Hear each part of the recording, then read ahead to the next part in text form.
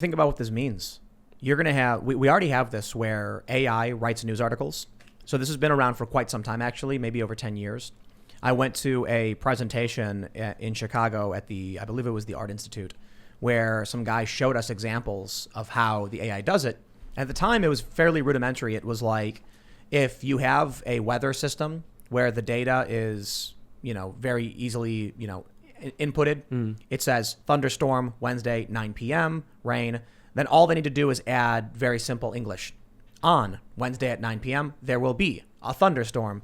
And so you ended up with this very short article that said, your weather for the week on Tuesday, you can expect to see. And so it adds these very simple bits of English and then just inputs that data. Then we started seeing that around sports games. Because the data from sports games was very easy, they could actually write more substantive articles where it would say things like football player, X scored, this many points in the game. And so a quote from a guy says this, and no one has to actually write anything. The data points just exist from the existing, infrastructure.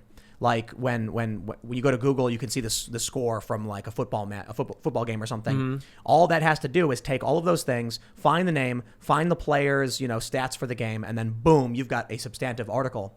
Now we're coming to this point where, why do we need woke rage bait writers when an AI you can enter in a subject matter?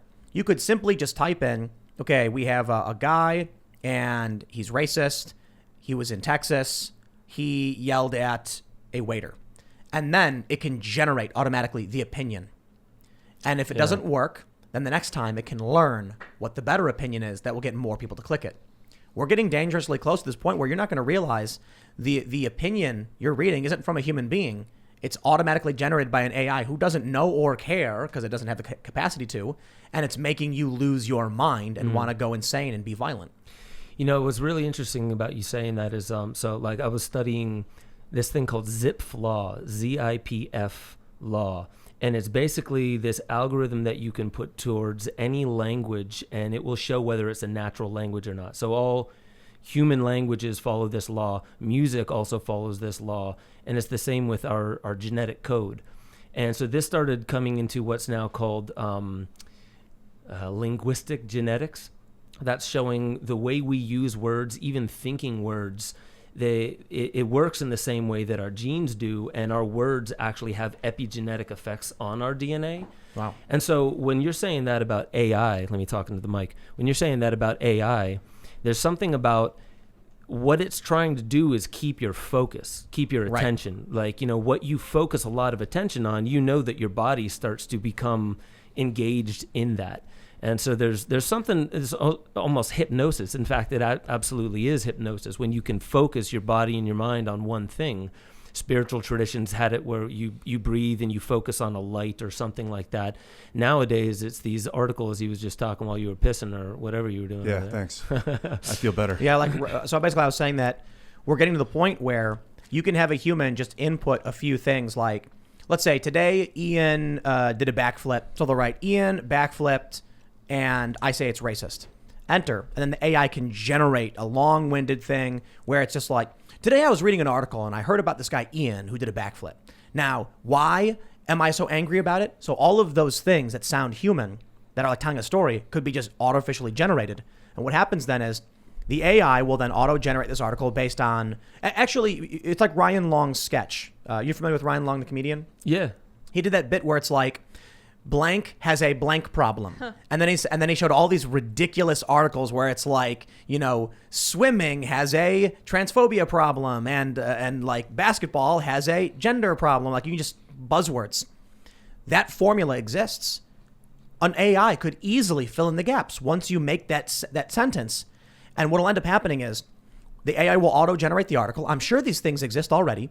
And then they'll try and see how much traffic it gets, how long people are staying reading it, and and then they'll keep tweaking it, and then they'll make another version. It'll do a little bit worse. They'll make another version. It'll do a little bit better. They'll keep that version.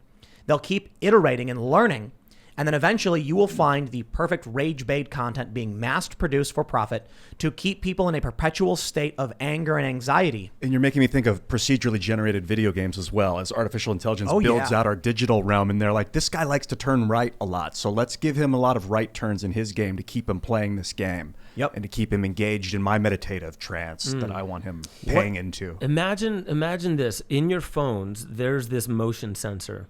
And there's out of Aston University, I think his name is Max Little. I think he's a mathematician. He found that people, they keep their phones in their pockets, and it can sense your gait cycle, the way you walk. And with that data, they found, there hasn't been a huge study on it, but 100% accurate diagnosis of neurodegenerative diseases like Alzheimer's, multiple sclerosis, better than a doctor sitting and trying to diagnose you for the same, because of the motion sensor that's already in your phone. So this is just like the failure of imagination is not realizing how you can figure out from a motion sensor, neurodegenerative disease and diagnose it. Imagine now AI helping us get better at figuring out how we can use the technology that's already here. So then I heard that Facebook was working on something that could predict your thoughts, literally predict your thoughts. And so all their users, all the data, predict your thoughts, what you're going to type in, what you're going to look for. And that's what this thing called sentient world simulation is.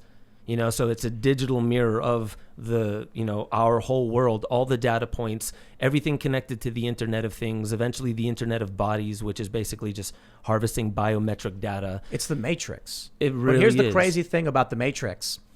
In the movie, you have this AI that they say they tried to craft a utopian Matrix, but humans rejected it because they're predisposed to conflict.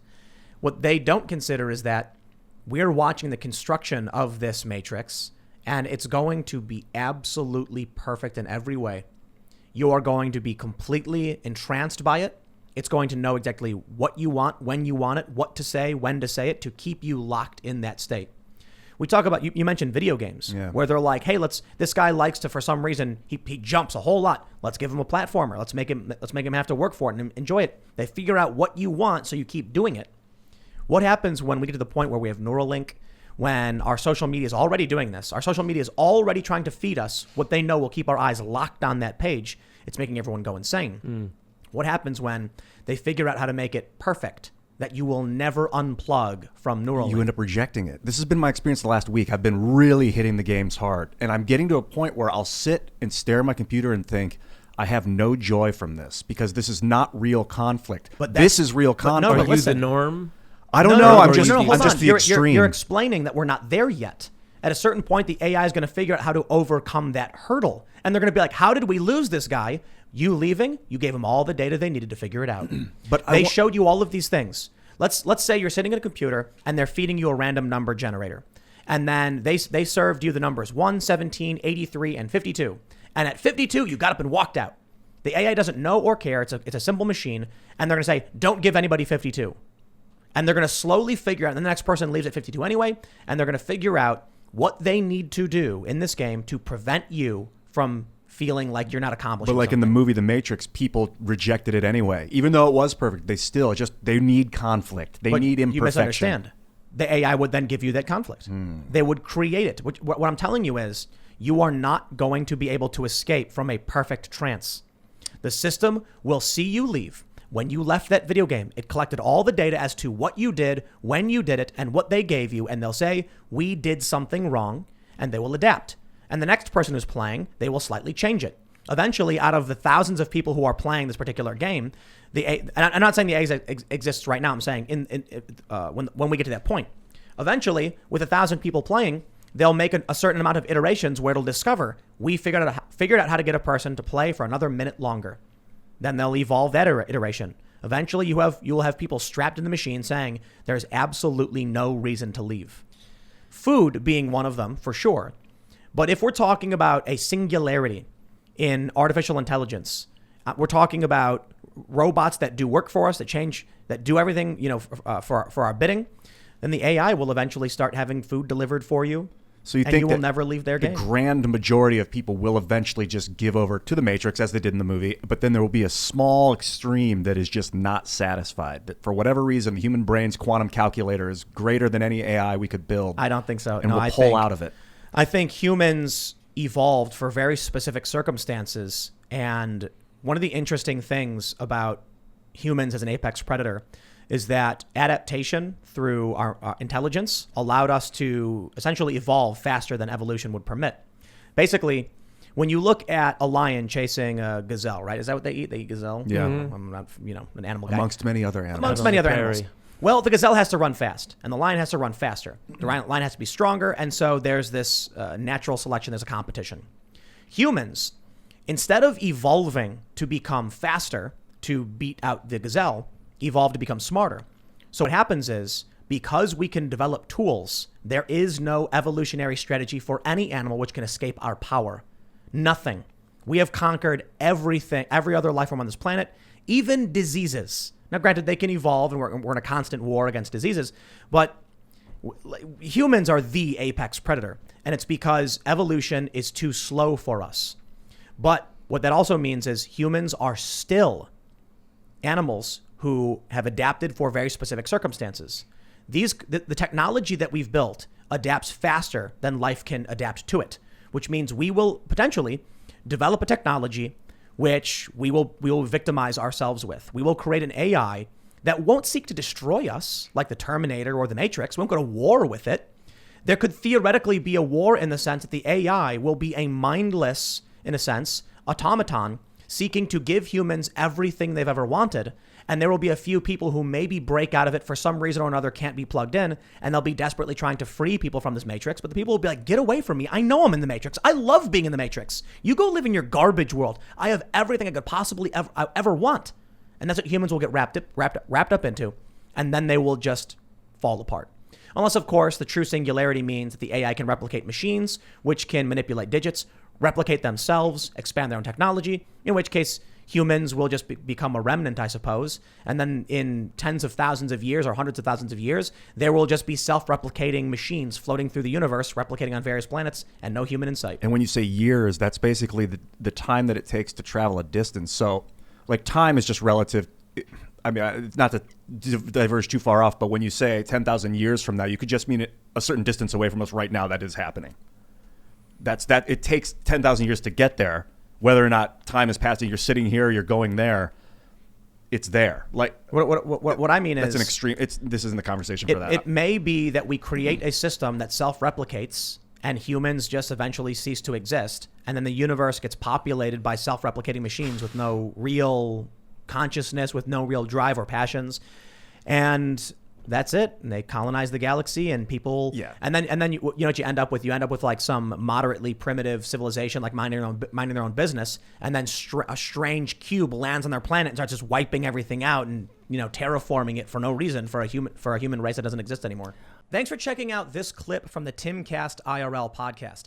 If you want to see the full show, come back to this channel, youtube.com/TimcastIRL, Monday through Friday at 8 p.m., where you can leave comments and super chat, and we actually will read your comments on the show.